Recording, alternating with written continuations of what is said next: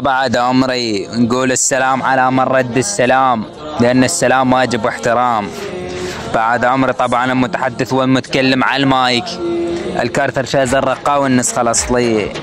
بعد عمري اليوم نجيكم بخضوع ابن أخو القحبة، ابن النيتشة، سحاب الرقاوي النسخة المستعارة. أبو علوش ما أعرف شو اسم أخته، لخص زبي بأموات أخته، لأنه أخته ما عندها مستوى وما عندها عزم زبي، وجاية تناطح زبي ويعرف حاله أخو قحبة خروف فاطس. متى هي عارب كس أختك أخو القحبة انه اختك وين عزمها ميت يا اخو القحبه، اختك لا بس ستوريات انه عارب اموت اختك يا اخو الكلبه، مشان اختك انه ما تناطح زبي.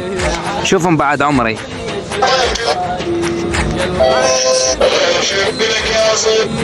5 دقائق ونص هذا ديس تمام. منطي مهله 12 ساعه وهاي 23 ساعه. اخو القحبه شنو مو راد شي، هذا حسابه اخو الكلبه تمام.